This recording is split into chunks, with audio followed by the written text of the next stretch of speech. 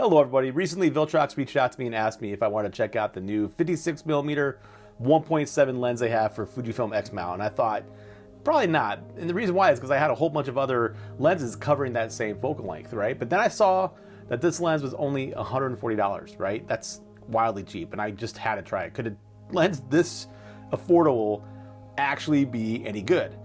So let's go find out. In this video, I'm going to show you examples of real-world examples of the work I'm doing documenting rural Nebraska, and then I'm going to take you to a local garden to see how this lens does photographing some spring flowers. Here's a shot of an old truck I found next to the highway. The Viltrox makes the truck stand out by blurring both the foreground and the background.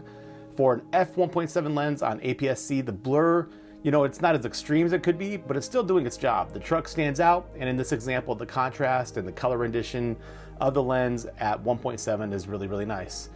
When I zoom into this photo, the areas of focus look crisp and clear. The sharpness looks very, very nice, even wide open. So far for a $140 wide aperture lens, that's pretty awesome. I moved around a little bit and got a closer look of the detail of the truck's rear view mirror.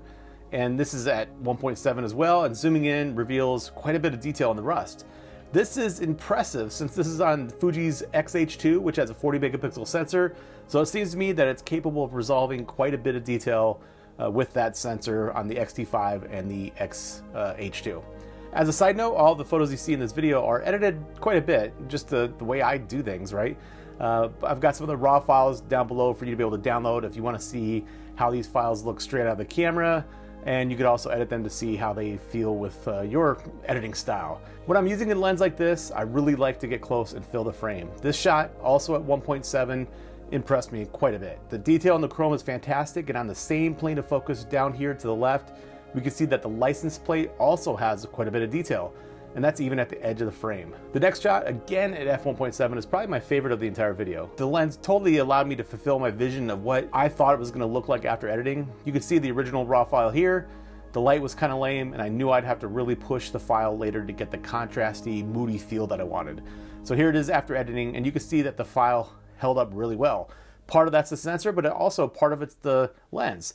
There is some vignetting at f1.7 that you can see in a photo like this, but it's not that bad, and for the kind of stuff I shoot, it's easy to correct for.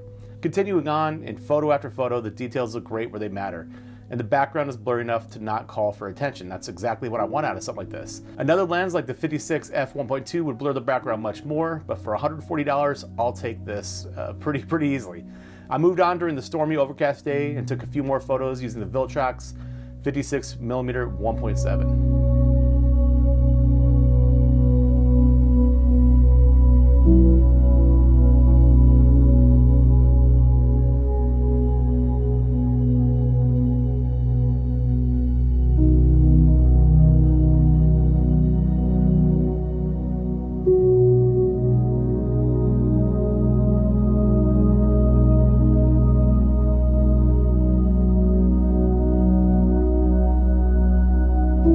Next up, I took a trip to the Botanical Gardens, and here you can see the weakness of the lens a little bit.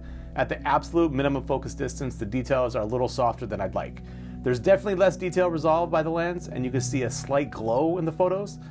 Still, you step just a little bit back, and things get much better, like in these photos, which are all still very close.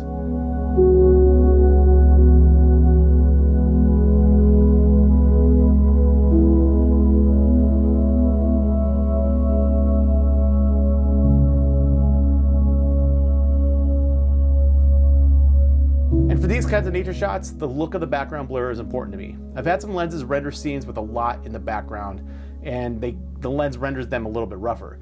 But I'm pretty happy with what I see out of this 56 1.7. Maybe this background is a little tight or busy, and maybe this one too, but mostly, I'm really happy with how the blur looks in almost all of these examples.